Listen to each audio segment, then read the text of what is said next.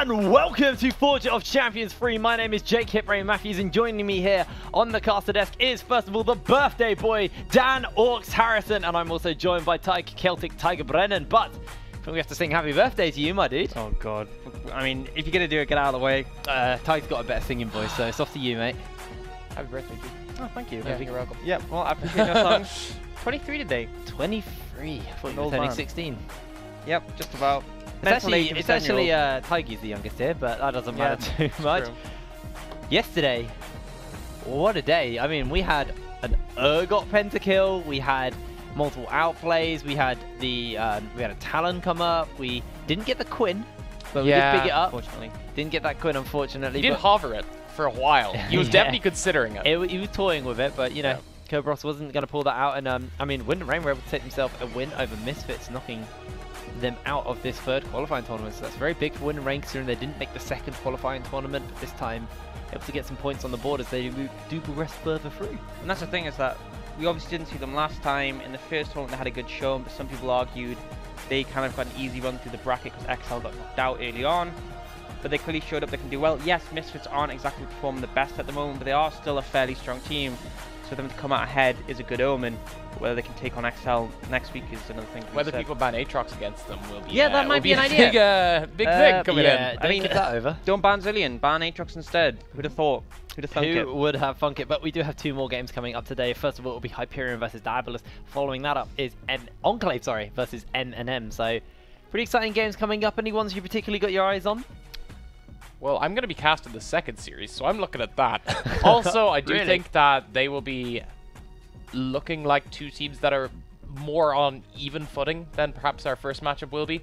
I think Enclave and M&M were previously this, big UK team, have kind of fallen down in the standings, but have had a surprisingly good showing in a lot of these qualifying tournaments. And Enclave almost winning the last one means that they're coming back with something to prove this time around. Very real threat for Enclave, really. Want to make sure they can continue their streak. We will have the standings in a second for you to look at, and obviously also an explanation of how Forge of Champions works, because I know a few people here maybe aren't completely sure what's going on, because it's quite a unique tournament. Yeah, I have no idea, to be honest.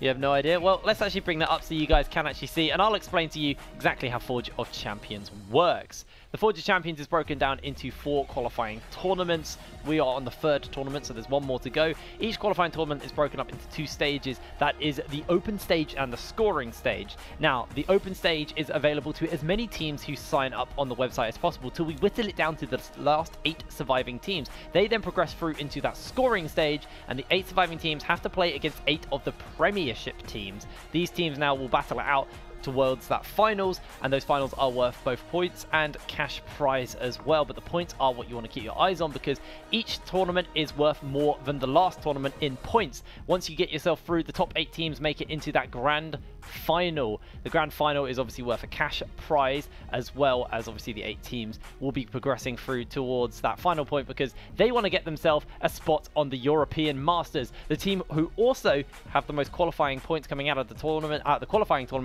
will also progress to represent the UK at the European Masters. So 2 spots at the EU Masters and some cash prize and just glory on the line. Yeah, and that's the thing, is it's still completely up in the air, because yes, there are favourites for it right now, but as you said, the later tournaments are worth more.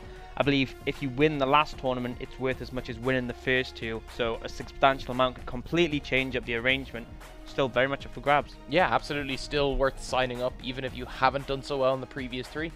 Yeah, well, if you are wondering exactly how to sign up, like Dan said, the last tournament is worth basically 1 and 2 put together, so you might still be on for a chance to make it through to the finals. Head over to the website forgeofchampions.com and you can get yourself hooked up with a potential spot on the tournament. If you actually are a solo player and you just want to join a team, we will actually hook you up with players around your elo as well, so you don't have to worry about get all your mates together if people can't do it. You can also sign up solo, but if you have a team, good for you as well. You can also follow us on our Twitter over at LVPUK and talk to us using the hashtag ForgeOfChampion3. We'll be talking a lot about that today, because there's so many questions we want to ask, and that's the best way to get yourself featured here on the show, and we can maybe discuss your banter in your tweets. For anyone who's missed Forge of Champions the last couple of weeks, any highlight videos, anything they want to see, you can head over to the YouTube LVP Space UK, and you can see all of the highlight clips and all of the past VODs in action and future spicier videos we've got coming up.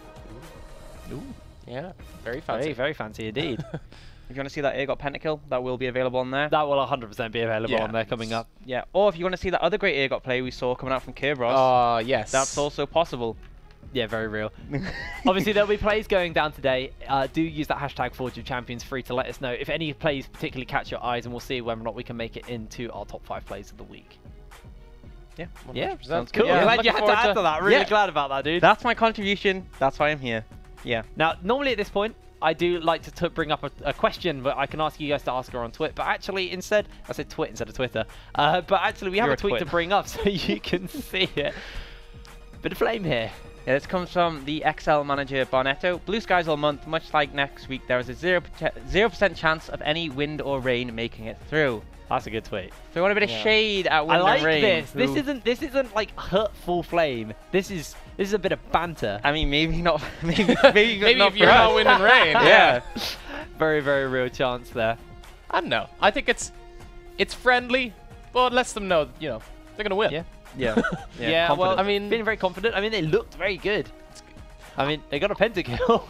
Yeah. I mean, I got to stop going on about that. Yeah, They I actually played a really, really we good game. compare of League of Legends. Sendo's Urgot to Keros's Urgot. Where do you think they match up?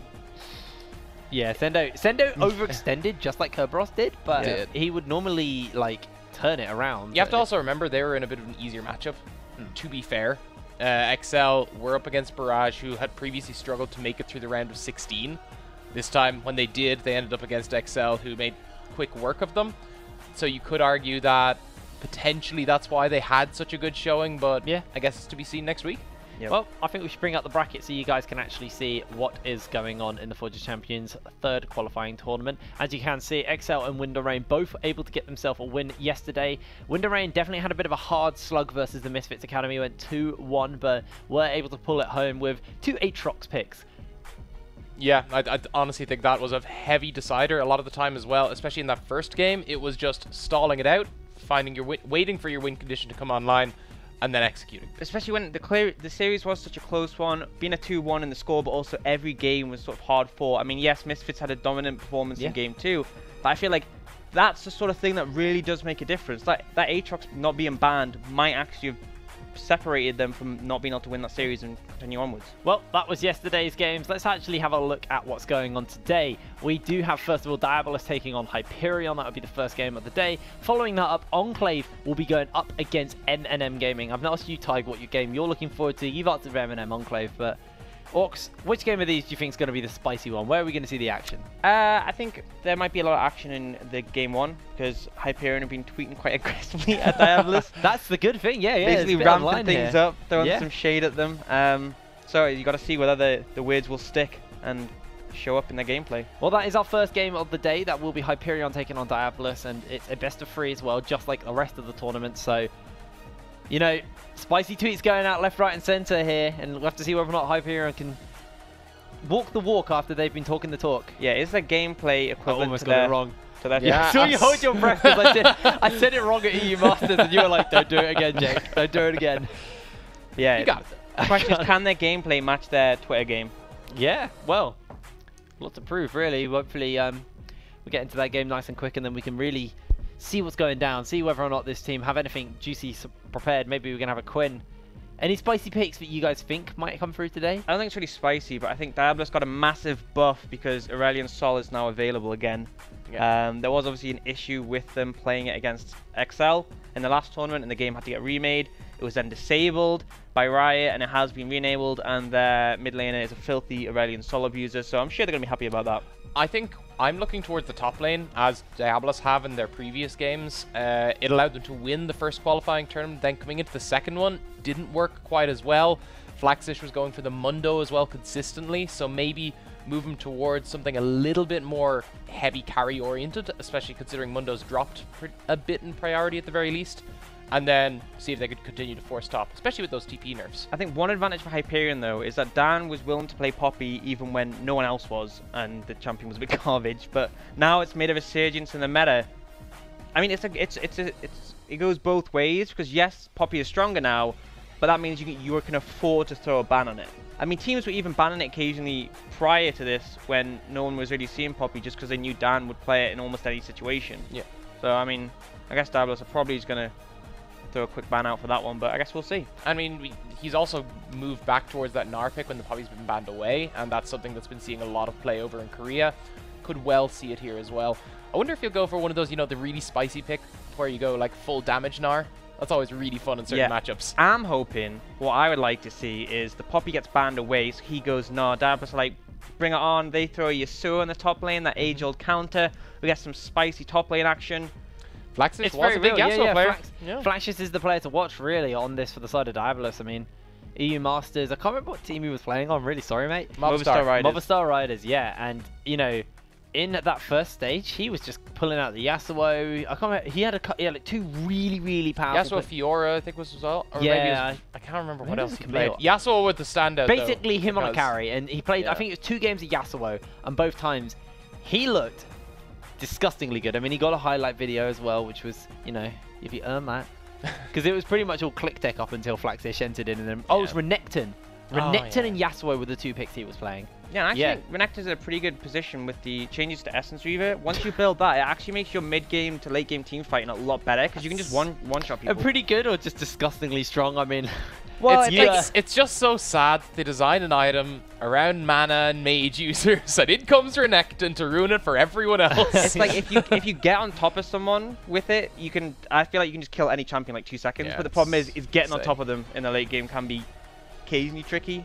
But it does give them more options than just be a big meaty crocodile in the late game. It does also play into their we want to punish top early and just snowball off that style. Yeah, absolutely. So see if it comes out. We'll have to see whether or not that will come out. But, you know, talked a little bit about picks. I want to get some predictions on this game, on this first set.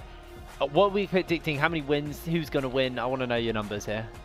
I'll let you go first. I mean, I'm going for the 2-0 with Diabolus. I think they're looking stronger in previous tournaments. Hyperion, they've done decently. Again, they've started doing better in the later qualifying tournaments, but I don't think it's enough to beat up Diabolus. Hawks? I'm gonna, you know what? I'm gonna support that Twitter flame. I'm gonna say Hyperion 2-1. They're gonna bring it. Still 2-1 though.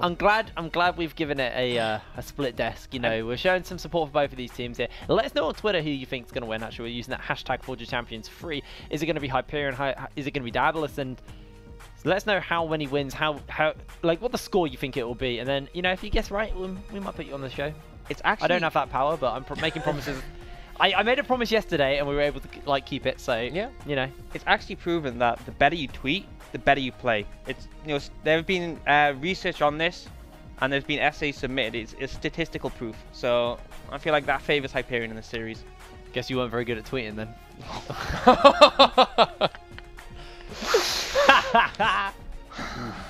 Oof. Oh man. On a man's birthday, geez. That was my birthday present to you. Hard flame. Thank you, appreciate it. I sent you a picture of what the 24th floor of the hotel looked like. Oh, thank you. It was a really good view. He's turning 23 though, so so close to being. Bugger, I got it wrong. Yeah, I should have saved that for next year. Yeah. Well, you know, it was really the 23rd floor. Yeah, you kind of ruined it now. I think everyone knows you. Hey, well, I've broken my game here, but yeah, I mean, pretty good view of Barcelona. You can see the beach. Yeah, maybe we could go there one day. We did. Me and Celtic went there. Yeah. Oh, all right then. Cool. When we could go for your birthday. Okay, whatever. We went with Dowsy. Yeah, we'll just go after this when it's like midnight. Cool. Yeah, sounds fun, guys. Yeah, it's romantic as hell, man. I got to be up real early in the morning, so that's not gonna happen for me. You just cancel them a bit. Oh my god. It's like I gotta go to Disneyland on your birthday without you. It's just mean, to be honest. I thought we were friends. Colleagues is no, I love you, dude. Don't worry, that was real harsh. Right. Do you want to go to Disneyland, dude? I want to go to Disneyland. Yeah, Who doesn't want to go to Disneyland? Oh, thank God we're going into picks and bats. Pull away from this. Let's have a little look. Diabolus will be starting on that blue side and Hyperion on the red. Let's see who gets banned away. Poppy. Gotta be. Calling it. It's not Poppy, so... No. Oh well. They still got 4 more bans, so they can ban the Poppy. Yeah, but I thought they might just drop the insta-Poppy ban. I mean, yeah, it's not going to be a contested, like, pick in general. Unless they decide to first pick it, that would be pretty still funny. Not Poppy. That's a Talia. That's very far Unless they from feel like they Poppy. have a counter for Poppy. Well, Aatrox and Lucian, Hyperion have been able to ban away now. Talia Camille for the side of Diabolus, and Diabolus going to be banning away. One last pick. That's going to be the Aurelion Soul. They banned But their they own play Aurelion. Aurelion Soul. Yeah, hold on. I mean, That's going to be the Kindred by Hyperion. Yeah, I'm a bit lost on that Aurelion Soul, man. Maybe Flaxus has been practicing the Poppy. Maybe Flaxus is sick of Zeph playing it, and he's like, cut it out. I'm tired of it. I don't know why, because he tends to run top with it. Actually, in tournament draft, it would be Zeph banning. Third. True, yeah. Yeah. Might have thought he was picking the champion. Okay. Here we are, back to people actually picking Nocturne. It was really strange to see him drop off Yeah. so heavily in priority. Yes, he's been nerfed, but certainly not taken out of meta. And what I'd love to see here is a Shen support following it up. Shen Nocturne combos are super nice. Well, Hyperion can take that Shen away in this phase if they want to, but see what they're actually going to be locking in for. Most likely their bot lane. Going to be picking up the Alistair. They might go for something like a jungler at this point, but actually just going for the Galio, not really giving the game away quite yet from the side of Hyperion. Now Diabolus, they can get themselves pretty strong rotation here. This is removing as well some of the things that synergize really well with Nocturne. Specifically the Galio, just you ult onto the Nocturne as he ults in, suddenly he can shred your team apart and it just becomes so much harder to deal with him. And I mean, counters it so effectively. I mean, the Alistair has so much engaged with the Galio to follow up, but in the situation that Nocturne engages onto your team, you have the Galio to try and protect whoever his target is. Okay. Going to be getting the Gangplank and the Swain for the side of Diabolus. This is a really strange early Gangplank pick, but potentially calling out that he thinks it's going to be into Poppy. I mean, you say that, but you can actually flex the Gangplank. I've seen it played into Galio before. The oranges can cleanse out the CC and you do a decent amount of damage. I'm not saying it necessarily is there. And although they're loose flexes, the Swain and the Gangplank still could be flexes now. But it does mean that, again, you may be right. He's just confident playing into the Poppy regardless of where it comes out. But Hyperion not even want to bother picking it up at this point. Instead investing in the Ezreal, which, again, an AD carry has a lot of safety. And I think it's a good pickup because one of the assets of Swain is that when you're up close to him, it's so hard to deal with him. He'll heal off, he'll apply so much damage. Ezreal does have that range advantage. And then quickly banning away the Morgana to shut out that. You're kind of forced to ban Morgana when you see the Swain locked in and flexed here, which is nice, especially if they're not considering putting the Swain in the bot lane. Yeah. However, Swain still synergizes quite well. We've actually seen Swain Shen played here. It wasn't particularly successful, but it is a possible lane to pick up. I think it works better here because the issue I had with last time Swain Shen was played is that the Shen was into a double range matchup. Yeah. Whereas here, playing into the Alistair, the Shen actually does really well. You can actually block the auto from his trample to stop the stun for that, so that's really useful. And then the taunt just comes in, just great for locking him up. And the Ezreal if he tries to arcane shift it forwards. Well, Diabolus is going to be taking away that Sejuani, so looking to deny the engage from Hyperion as Hyperion answer out with a Fiddlesticks as their final ban. So Diabolus looking just for one more ban before we go into pick phase 2. What's open? What do you think we're going to see here? They could get rid of the Trundle. It's potentially still an option here as one of those high priority sort of tank junglers. The Gragas is still available. Or they could end up just looking for the Poppy if they really don't want down playing that because it's second rotation. You know it's going to come up soon. I think you've locked the Gangplank this early though, knowing the Poppy's going to be a thing. Yeah. It has a pretty handy match with the Poppy. You can play pretty far back. Poppy struggles to kill Gangplank, and if Gangplank doesn't die, he has a great laning phase. Yeah. I feel like one of the picks that works well into Gangplank, if they do commit to the top lane, would be a Gnar, which we know Dan plays. I've seen people go quite a heavy attack speed build, and you can actually duel them into the late game, and you're quite capable of taking out the barrels. So it'll be interesting if they go towards that. We'll see the Trundle come in, which makes sense with Sejuani off the table. But it does mean that they're going to need, I would say, a damaged top laner. So I don't think Poppy makes sense to me in this draft, because they would just lack so much damage on the side of Hyperion. Well, Diabolus going to lock in the Gragas, so that's their jungler. Oh, wait, no, No, it's the top laner. Yeah, top lane Gragas, sorry. Yeah, wow, Wait. okay. Wait a second. Swain bot lane, Yeah, Swain Gangplank Shen. mid.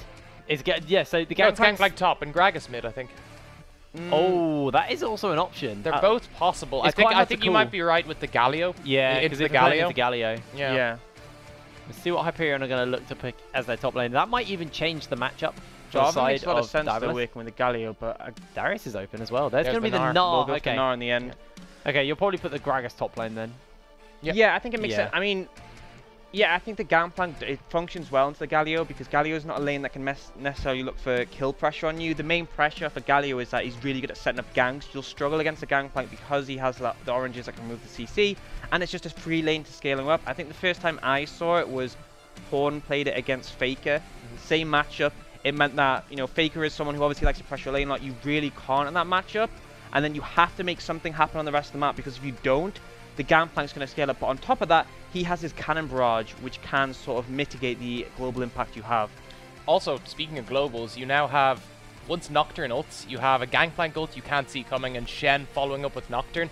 Huge amount of engage following in, and then a huge amount of displacement as well, because in comes Gragas to knock everyone away. Swain drags anyone he wants that got hit by the explosive cast towards them. Yep. Can be massively disruptive when team fights kick off. It also provides a lot of AD damage when you have a composition, because obviously picking up the Swain in the bot lane means you might have been a bit too AP heavy. I mean, yes, you have the Nocturne, but he's not exactly a sustained damage champ. Gangplank means that, you know, the Galio, the Trundle, and the Gnar can't just itemize pretty MR heavy. Pretty interesting team comps here. A little bit more juicy and different from what I was actually expecting to see, but now that you guys have seen the picks for this first game, any changes you guys are thinking? Who do you think's really got a good pick and bans here? I like Diabolus. I mean, I like both drafts, to be honest. They both have a lot of tools they can use in the early game. They have a lot of tools they can use to sort of make pressure around the map with regards to global. The thing is, I would give the scaling edge over to Diabolus just because of that Gangplank, and I feel like Hyperion might struggle. They need to make something happen early. They then need to spike when Ezreal and Gnar are really strong. If they don't, Gangplank might just take over the game later on. And what I prefer about Diabolus's comp here is that once it's ahead, it's very difficult to deal with because they have a lot of ways of engaging. Yeah. And on the side of Hyperion, you pretty much have Galio and Alistair as your disengage, which is fine as a front line, but if they start being killed quickly, there is nothing you can do. The thing is as well, if the Gnar is behind and you force an engage and he has to TP in, he will most likely be in mini Gnar. It's not a great setup. And I think the thing is as well is if Hyperion get ahead, they are so reliant on the Alistair having flash to get a good engage. And you're dealing with stuff like the Gangplank who's going to have cleanse, you're dealing with the Swain who will know that have a Zhonya's, and then there's a Channel as support as well. I agree with your point, it's going to be a bit tricky if Diabolus do get a lead, whereas if Hyperion do, I think Diabolus have ways back into the game.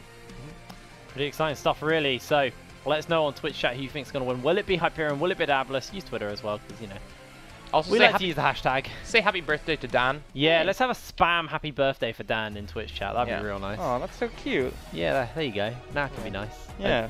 By making other people be nice. Yeah, for once. Well, we did say happy birthday. We did. You asked me to sing on your behalf. I refused. You've not got a bad singing voice. You were singing Africa. Thank you. Yeah, it's a great song though. Everyone, whenever anyone hears Africa, they should be singing it. I feel so sorry. I realized for I didn't know the lyrics. I thought I knew the lyrics, and it kicked in, and I was like, I actually do not know the lyrics. It was really sad. I feel so sorry for Twitch chat just not hearing your rendition of Africa by Toto. Yeah. I feel like you could release a cover of that song and it'd go global. I mean, it's fine. I'll just wait for the album. Yep, wait for the album, guys. It'll all be in there. You dropping an album? Of course, it's track 6. Is it gonna? Well, I like how you got it all planned out. Is it just gonna be pop hits, or we gonna have some, like, you know, what we got in there? Yeah, I mean, pops. I mean, I'll just throw in some rap maybe. Oh, cool. Some reggae. What's the album cover? Is it like you and your homeboys, like? Yeah, but I didn't have any, so it's just me next to a bunch of walls and that have way too much space behind me. Well, that's a bit awkward. You could have asked me. I would have been on the album cover. Maybe even featured in a song. Maybe we can reshoot. He's still recording, so you know this time. Yeah, hit me if you want to do a song. My lyrics and my vocals are pretty weak, but at least I look good, right? You can be an air drummer. That's what you need when you're hearing things. People who look good. Definitely what you need. Oh, yep, definitely. Right, League of Legends. What are we doing? Hyperion versus Diabolus. There we go. Cool. I didn't actually forget. Yeah, pretty excited about this game. It's going to be some really entertaining picks. It's been a while since we've seen a Gangplank mid as well. I know, obviously, it does relatively well into the Galio because of the ability to cleanse him, but... I mean, it's such an interesting pick because, I mean, I watch a lot of LCK, so I've seen it, but that's the one instance I can think of where they've played that counter pick, and yeah, it worked well, but it was quite a long time. It was last year. It's quite a long time for them to reoccur in the situation and go, hey, we can play this now, and it just shows Diabolus really have a lot of tricks up their book. Tricks up their sleeve. Tricks in their book. Books in their tricks. Something along those lines. There's a lot of stuff they can do, and they did some of those stuff. Speaking of old counters, you actually saw Corki picked into Orianna yesterday, so I guess it's just the return of this. Everyone's going, okay, old school counters, it's working, let's bring them all back. Well, which was, I swear, I remember seeing a game where they counter picked themselves. Oh yeah, it was the Corki Kassadin. It was in the round of 16 before we were broadcasting. But so Kassadin got picked, and then they picked Corki into the Kassadin. That's an interesting one. Didn't go well. Didn't go well, as you know. No, I could not imagine it would. You wouldn't expect it would you, really? But you know, bit of an oopsie daisy, but they got knocked out, so we won't see that happen. Yeah, and this has obviously been the first qualifying tournament where all 8 of the Premiership teams have actually made it through to this stage. So, you know, this is, you know, it's a bit of pride on the line, along with the fact that Tournament 3 is actually worth quite a lot of points. I can't remember exactly how many it is, but it's a serious amount. It's enough to, you know, win here. If you haven't actually won one yet, we'll put you in pretty close to first position, if not first position. It's likely to at least get you through to the grand final, because you only need to be in the top 8 to do that. Yeah. So winning this one will put you in a really good spot. The thing is as well is that if you make the top 4, you will be invited to the live final, and so I know for a lot of teams that's a big deal. Currently, Hyperion are in a position where they're the second bottom seed.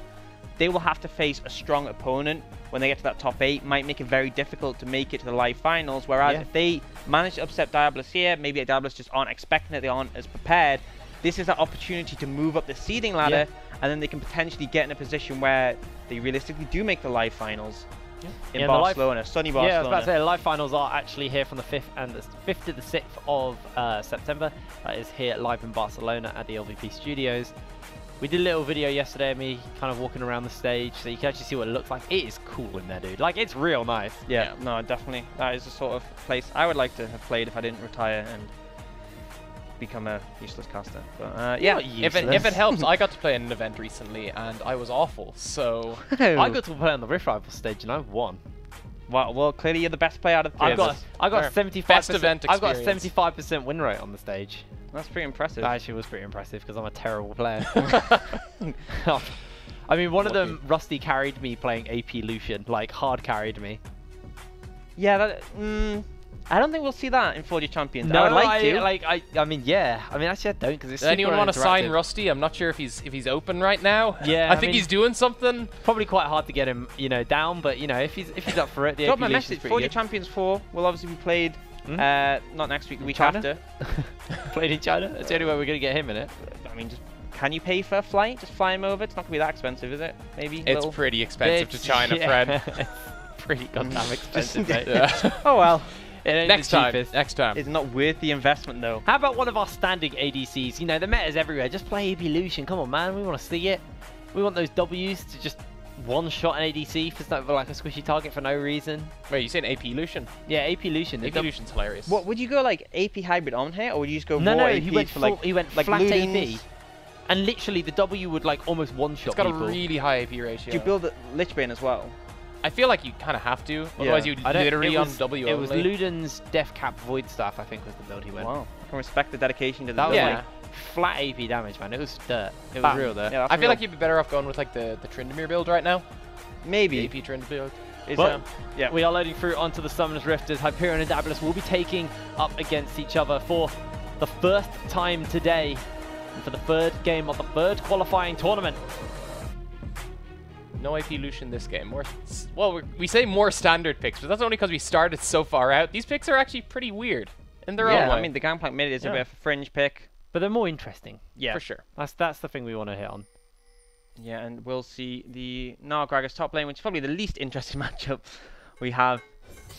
Oh, did he get? No, he didn't get the bag of gold. That would have been unfortunate. I think they nerfed it so you can't get it until like 2 minutes. No, you can. It's just way less likely. Oh, there you go. That's unfortunate. Who doesn't love rolling the dice every time you play League of Legends? Yeah. Yeah, I love rolling the Demo could be in dice for a to bit win. of trouble there, actually. Taunt goes down. He's been knocked up, dead. down, and that will be Demo falling down. First blood onto NG. And look at Zeph. Look who's got a bag of gold. Oh, Yeah. Can't come complain on, about that just one. do it. Just press the button. Roll the dice. Yeah, Roll man. the dice.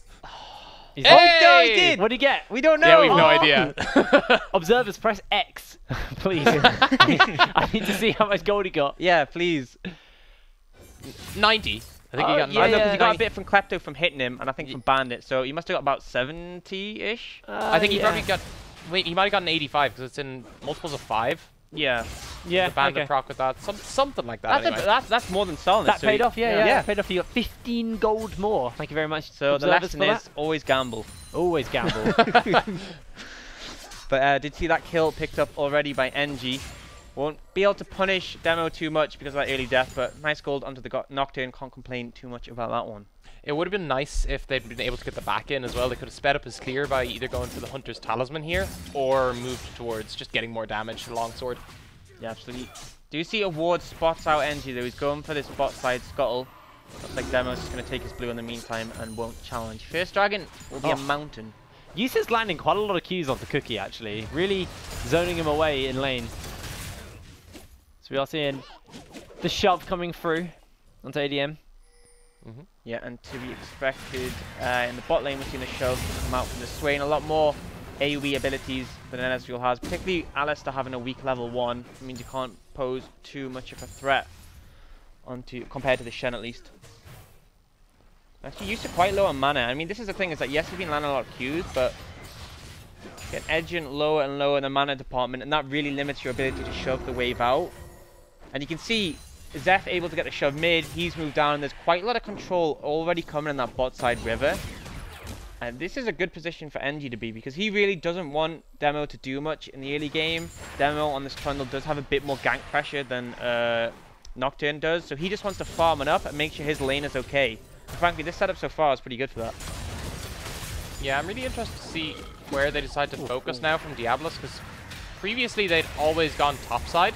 However, you have a lot of lanes you can move to now in mid lane. ADM's looking for the taunt, instantly cleansed up by the orange. Zeph very, very low on mana, has thrown down the barrel zone. The teleport will be completed. Cookie's here, looks to get the hand on it, will reach into one. Lots of damage onto Demo, and he is feared up.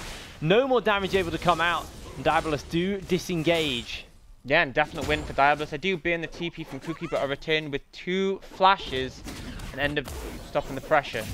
Well, we are going to have a little replay of that action. This is obviously Demo getting up first blood. Yeah, I mean, you just can't go for these late invades when you don't know what anyone is. They haven't shown on the map, so presume they're doing something sneaky. I feel bad for him. He was trying to establish the vision and got punished anyway. I think you have to get it initially. Like, you have to get it real quick. Or not at all. Bit risky in that scenario. Enjoy the cast, boys. I'm hopping off. See you later, dude. Goodbye. Well, bot lane, CS lead over to Cookie for the moment. Got a lead over Yusa. Zeph in this mid lane with the Kleptomancy also has a CS lead, so probably sitting on quite a lot of more gold than ADM. Also has an assist to his name as well. I mean, it's just such a favorable matchup for Gangplank. He's able to just walk at the minions and consistently auto-attack them. If ADM walks up too close, he will get poked. And then ADM has a choice. Obviously, a big amount of his poke comes out from his Winds of War and his Q. But if he uses that on the Gangplank, then then he won't be able to shove the wave. And you can see Zeph's just consistently shoved them in and just managed to get a pretty big health and mana advantage on top of that CS lead. Yeah, he should be able to get himself a Sheen on this base. Actually decides to hold it now, just wants to push in one more wave, deny ADM as much CS as possible in this matchup, knowing that he's got himself a 10 CS lead already. Top side's been relatively even. We've seen Flaxis just harassing with a big fat belly here and there, but he's done pretty decent to stay even with DanXD, considering that DanXD has the range. But NG actually flashes forward. A pillar comes down. Demo does not get flipped. But now NG could be in trouble. Has that spell shield available. Going to use it to block out the taunt. Winds of War on, and Hyperion cannot find their pick. That was so perfect from NG with the spell shield. That could have got a bit dicey for him, but Demo used a good pillar to disengage him. I mean, aggression from NG. Didn't expect Demo to be able to counter him that effectively. Cookie about to crash a big wave into Yusa, who already has a CS lead over him.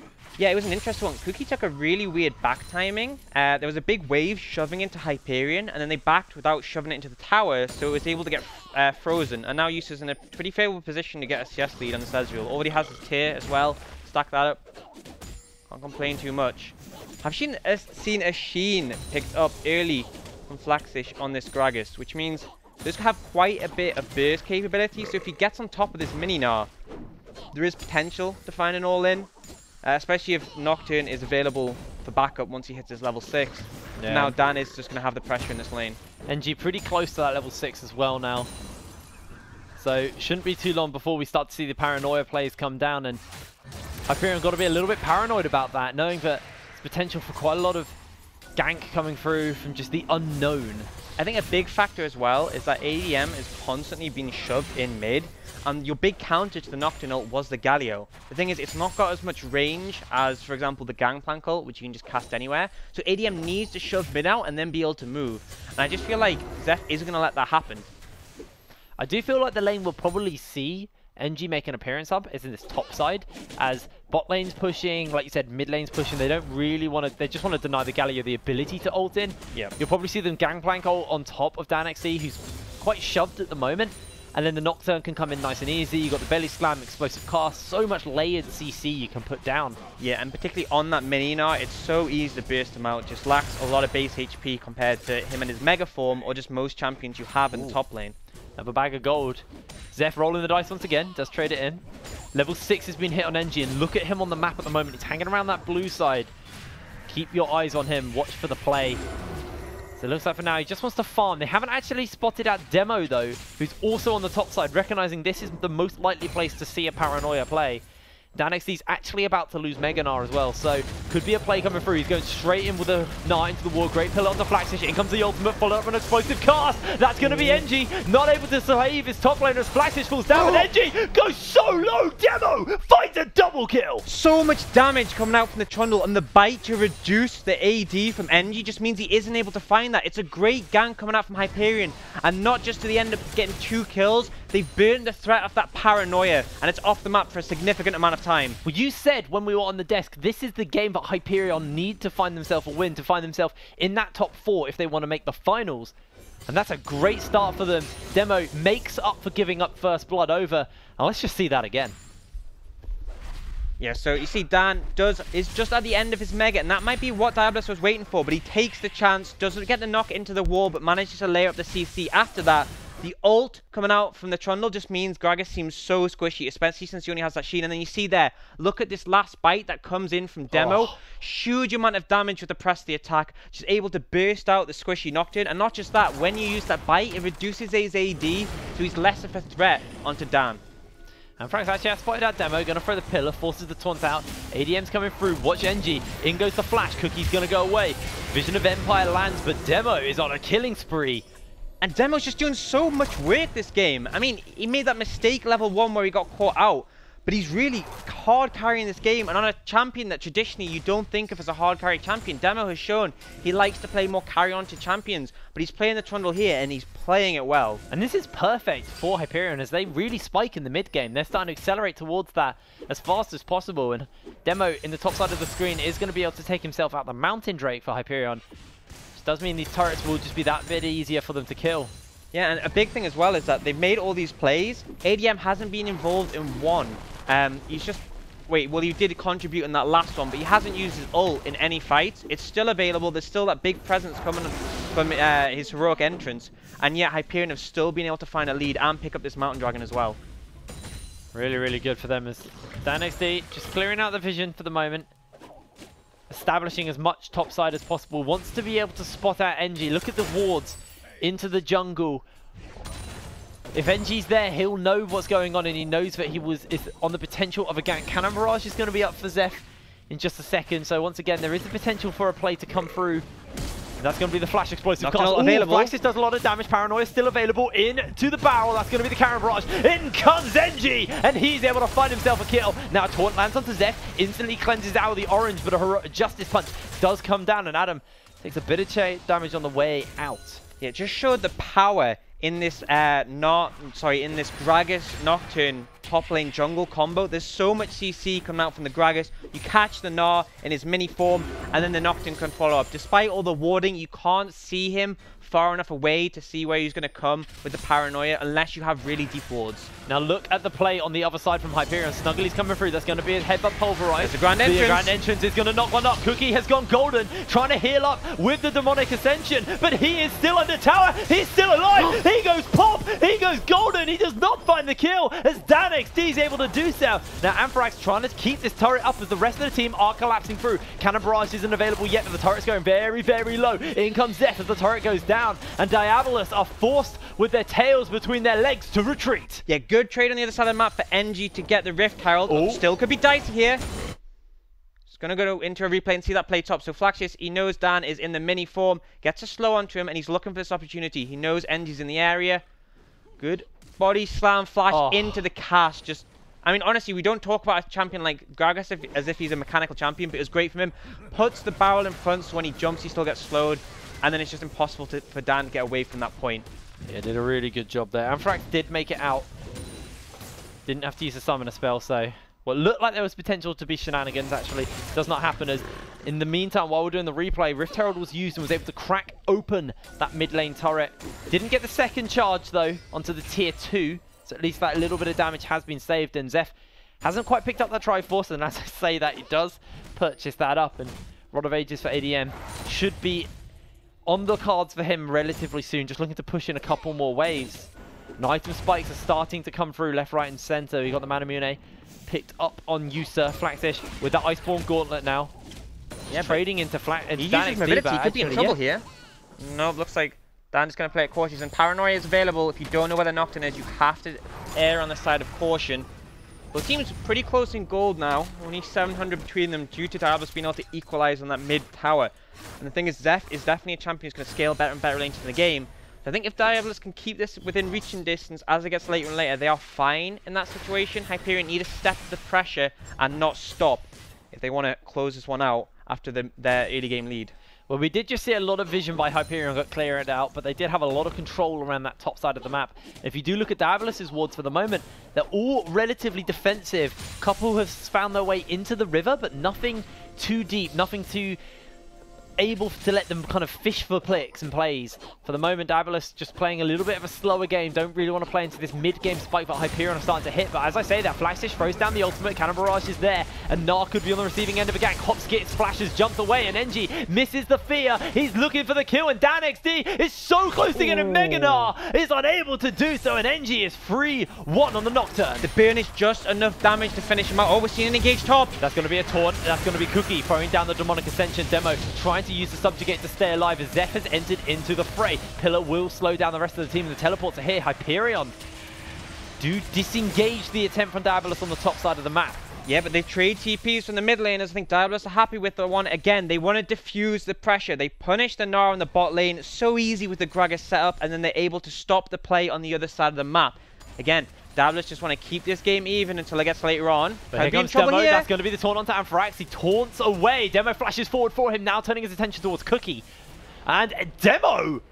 He just burned down the red buff, and the red smite was just so much damage. I think Anthrax didn't expect it there, but I mean, to be honest, there was nothing he could really do. Actually, he had the stopwatch available. I think he just thought he would survive in that situation, but caught off guard. And Demo now 4-1. I thought he well could have survived. He had the shield from his passive. Guess that wasn't enough in that scenario. You know, we all pegged Diabolus to be the favourites to win this, but Hyperion really challenging them here. Yeah, looking very good in this game one. It's been very jungle oriented so far. I think if you look at the scoreboard, you can see that absolutely. Demo's made a big impact. Although NG has bit back, but it's mostly just been from punishing this Gnar on the bot side.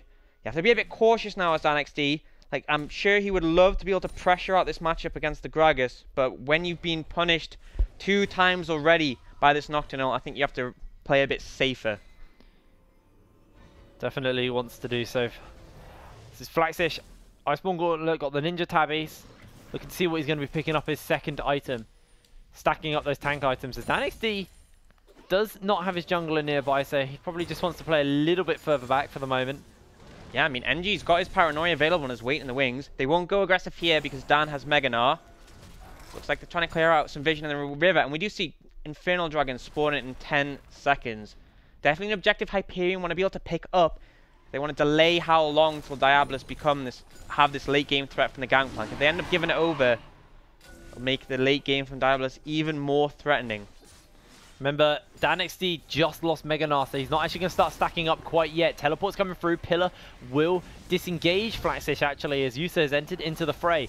5 members of Hyperion now onto this Drake, currently sitting very, very low at 1,000 HP. Paranoia comes out. Drake is secured. Knock up onto NG as he's spell shielding out, but he is just deleted. That's going to be a kill onto DanXD as the Justice Punch. Hero's entrance, comes in and ADMs into the fray. Cookie now's forced to flash over. Can't quite get the kill, and Hyperion can walk away with 1 kill and an Infernal Drake. And NG just seemed useless there. He went into the middle of the enemy team. There was so much CC onto him. The Trundle Bite even reduces his AD. Even with the Channel on top of him, it felt like he had no impact. He gets shut down, and Hyperion pick up the Infernal Dragon.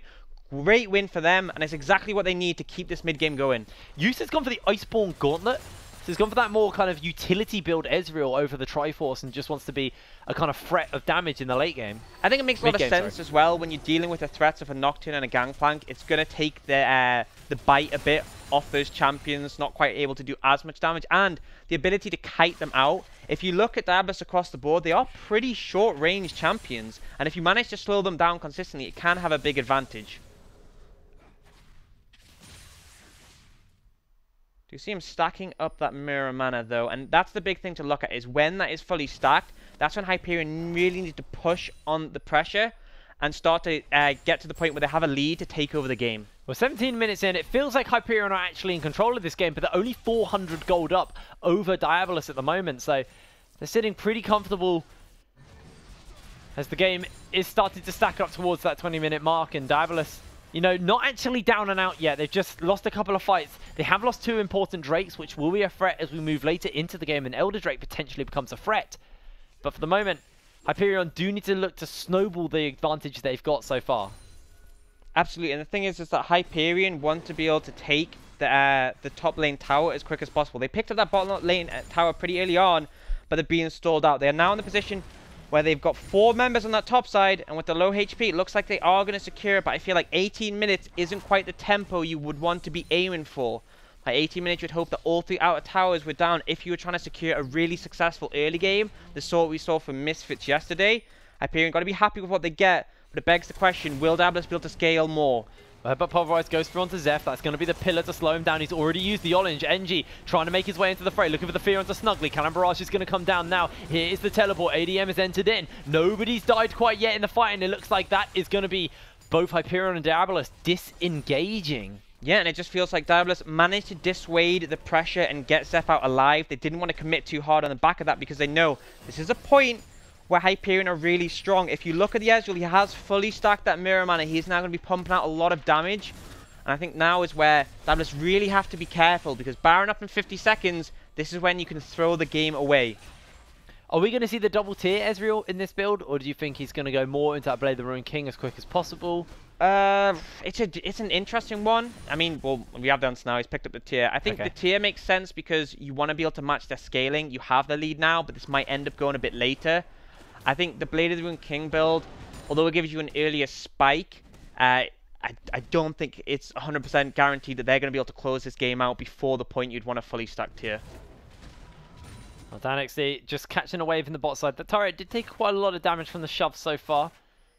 And Hyperion just need to drop this 3rd outer tower to accelerate the gold lead, because it's still so close. It's neck and neck. 500 gold is all the Hyperion have over Diabolus with those Drakes, and Baron Nash is now spawning up onto the Rift, and maybe we could see some early shenanigans around that.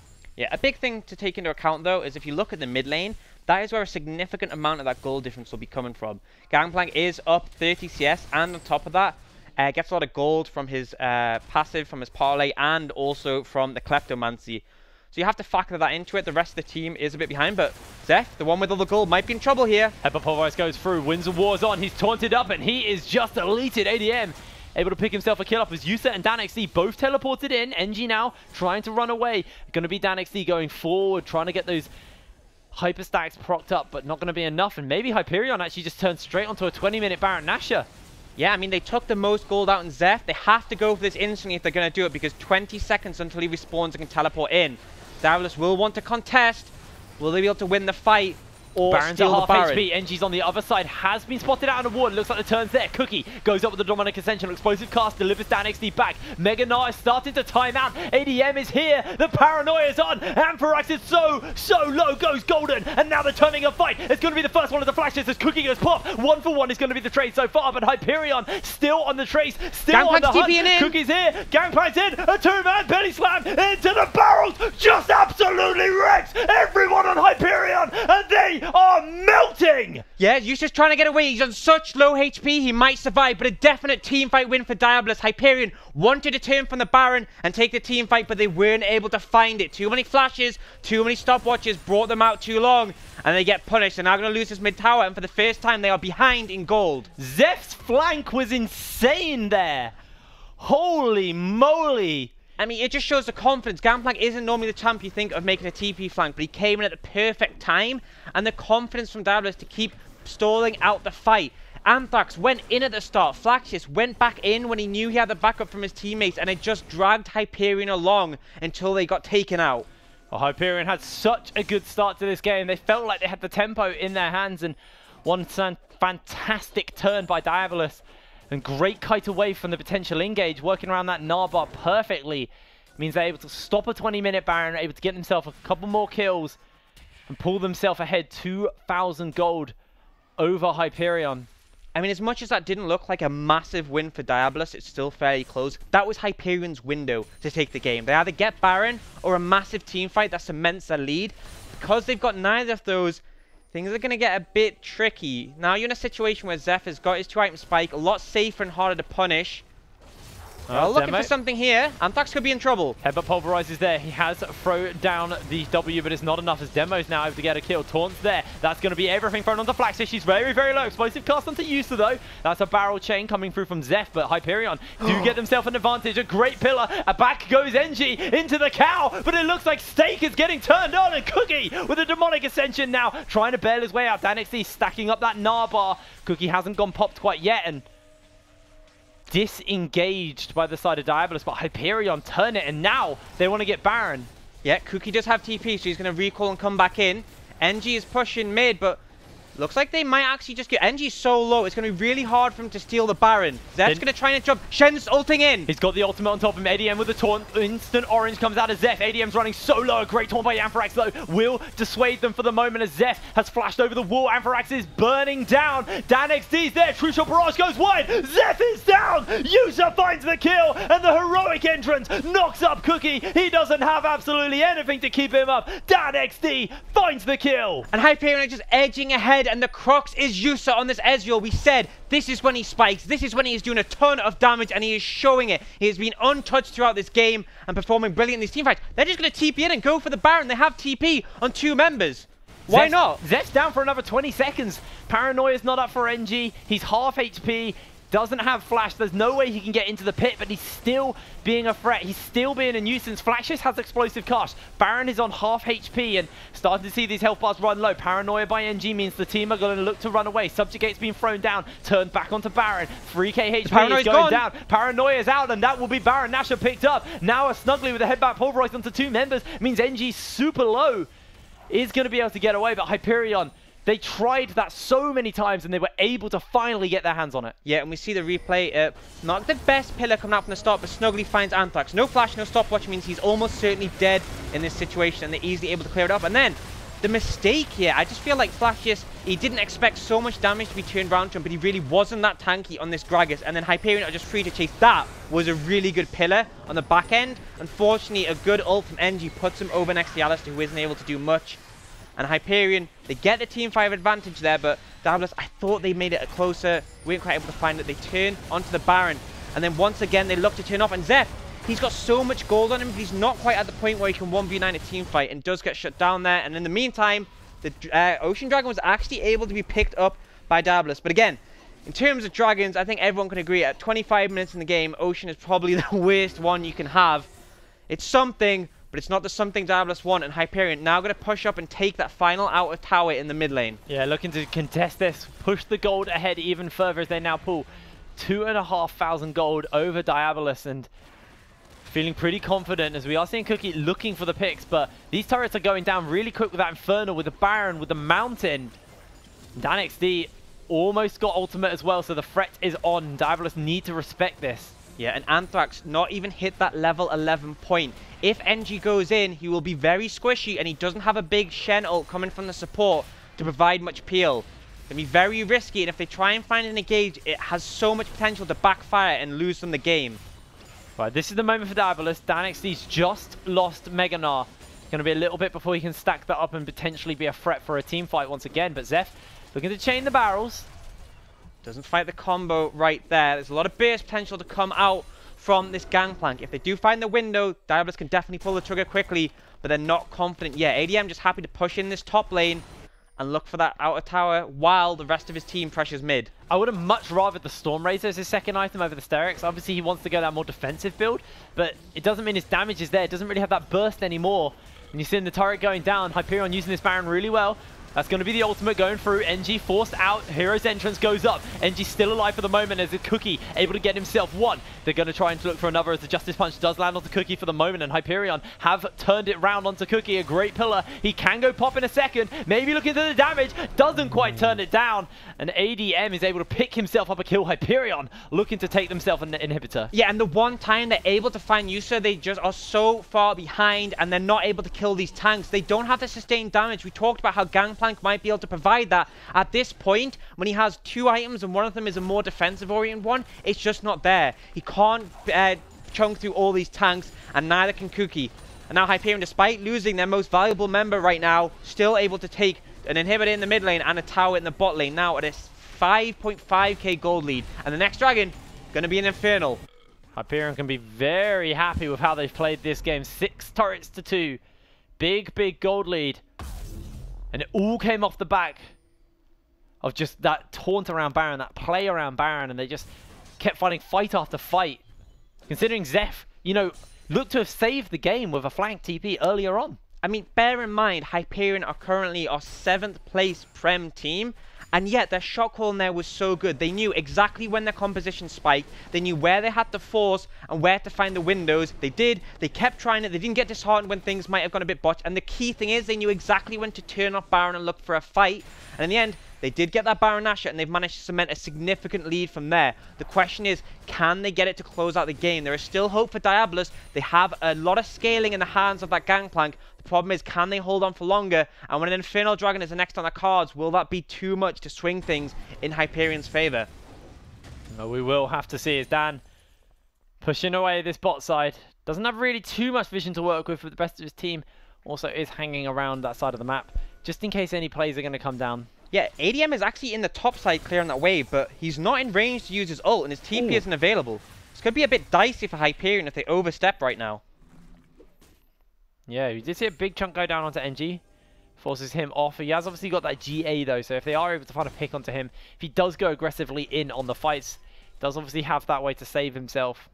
It's just so hard at this point. There's no good targets apart from the Ezreal, and even then, if you don't manage to kill him, I mean, even when you did in the last fight, it still went badly for you. Tricky game now for NG when you're behind on this Nocturne, and this might be why we saw less priority in this pick later on. I mean, earlier on in this tournament, but yeah, Hyperion managing to push the wave up with ADM. We'll take this top tower, and that'll be the last outer tower down for Diabolus. 1 minute 50 on the Baron, 1 minute 30 on that Infernal Dragon. I feel like Hyperion are going to try and keep Diabolus trapped in their base and get control of both of these objectives, and that'll mean the game for them. That's all they need to do, just play around these objectives, play around the timers. They are just slowly pushing up a little bit. Zeph trying to clear out the waves on the Gangplank. Does need to be really careful. That's actually a big amount of trouble. Taunts there does actually buy him time. He's trying to get out of the vision of Empire, but Cookie is able to find himself one. NG even holds the GA. Lock up onto Zeph, and he flashes over the wall. Now Demo over Pillar, trying to disengage Cookie away from the team, and Zeph's still hot on the run. I'm not going to say overconfidence. I'm actually going to say arrogance from Yusa. Your flash isn't available. You arcane shift in. You're against a Nocturne. There is no way you should be making that mistake. TP's out. Oh, that is so unlucky. Good moves. The thing is, though, Ezreal will respawn before these two big objectives are up. The thing is, though, Diabolus can now push outside their base, get some vision control, and there's a realistic chance they can contest these objectives. And I feel like they need to if they want to have a chance in this game. Yusa has now picked himself up that Blade of the Ruined King. Tyr stacking up as well, so he should be pretty close to getting that Archangel staff as well. Yeah, he's been stacking it for a hell of a long time. Sitting on a lot of gold, but still has that stopwatch available. So not going to build any components until he has the full thing. Now is when they're looking for the fight around this dragon. Rabadon's Death Cap being picked up by ADM. Maybe not the best champ to synergize with that, but a definite power spike. Want to make use of that here. Well, Storm Razor has now been finished on Zeph, so That damage I was talking about when he gets that item is here. It's now for the time for Diabolus if they want to look to turn this game, but they are massively down. DanXD looking just to stack up his passive. They're going straight in. Great explosive cast though. Looks like everything's on. The fight is on. Who is getting the win? That's going to be one in the favor of Hyperion. Onto the Gragas though. They're looking to turn. Pop goes Cookie. It's a 1-for-1. It's a 2-for-1, but it's a 2-for-2. The numbers are coming out. Learn to count with hip brain as it's a 3-for-2 for Hyperion. And Diabolus, it looked like they started to get the team fight they wanted. Juicer goes down due to a great ult from Cookie, but there isn't enough. They can't kill these tanks, and Dan is running rampant in these team fights. So much damage on this Gnar, and yet he feels so tanky. They pick up the second Infernal, and now it looks like they're going to head over to that Baron area and see what they can find there.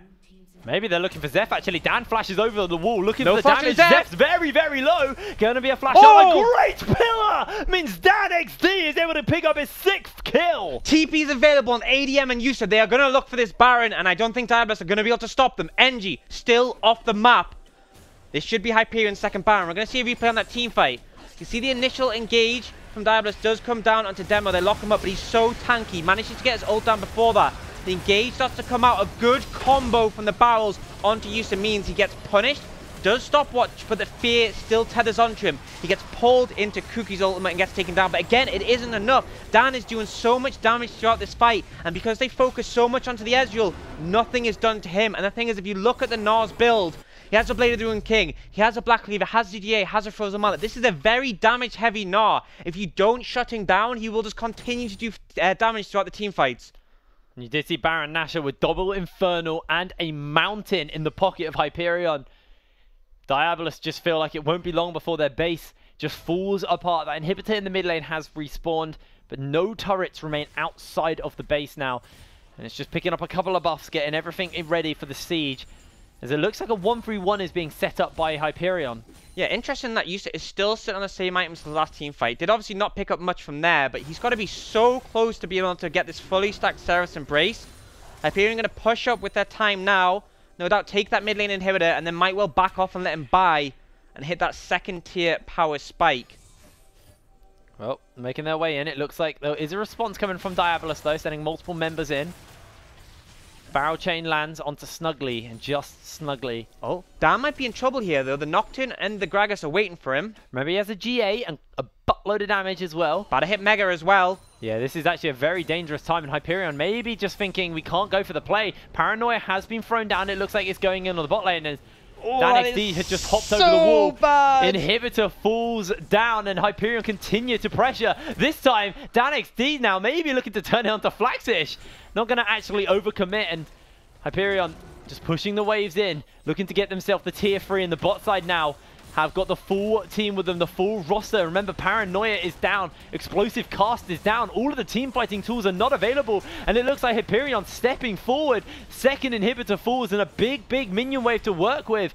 This could be the end of the game. I think they're going to play it safe. They still have the Baron for a long time. They can move up to the top side before trying to finish the game. Dan might be in trouble here. Oh, does get feared, but still alive. Keeps the GA. That's very crucial. That's it going to get him popped now. In comes the hero's entrance, knocking up 2 members. Dan with the taunt onto 3 members. Everybody's going down for the side of Diabolus, and DanXD able to pick himself up one on the back end. Zeph burning very low. Snuggy looking for the taunt. Will be able to do so as ADM goes golden. A double kill onto the Galio as everybody on the side of Diabolus falls, and Hyperion crumble their base. It's a 1-0 win as the Nexus falls. And what an upset. Hyperion are the 7th place team currently, I believe, in the rankings, and definitely last split in the Prem, and they've just upset, taking out Diabolus. Not only one of our tournament winners, but the current 2nd place team defeated in this first game. Just amazing from them. Absolutely splendid play from Hyperion, and like you said, this is exactly the win they need, but they still have to get another one over Diabolus if they want to make it through to the next stage. Absolutely, but considering how they played there, there's no reason they can't. Yeah, I mean, that was really impressive. First of all, because it was absolutely an upset, but secondly, like, they looked so controlled in the way they played the game, especially when you're against a comp that we literally talked about how disruptive it could be. They just constantly regrouped, made sure they were the 5-man, and the Galio controlled so many of those fights with massive multi-man taunts. And you saw how well they were using those zones, especially around that first Baron they got. You could see the amount of times they just peeled off, made sure Trundle Pillars, Galio, W was being used to make sure no one could find them before they got that Baron. I mean, I got to give credit to Demo here. It's like he had a great early game on this Trundle, and then he managed to just secure a good mid game, a good late game. It seemed like he was the one dictating all these plays, and he was successful throughout the entire game. Credit to him. I think the big thing is he actually bounced back. He gave up first blood, and we were like, oh no, NG's going to run away with it. NG then comes in with a really good gank, and DanXD just turns it around, read the play perfectly, gets himself a double kill, and at that point, it just felt like he seemed refreshed, he seemed revitalized. As you can see here, always trying to get a kill onto the Ezreal, but they just couldn't actually get him. It took so long to get on top of him. I mean, that's the thing, is that you look at DanXD and you see what he's doing in the rest of the fight. Is yes, they managed to take out the Ezreal, but they use everything, and Dan is just massacring the rest of the team. And then when Cookie gets trapped between 4 tanks, you just don't have the damage on a Swain. He has a lot of burst share, but you don't have the sustain to cut through 4 tanky members around you.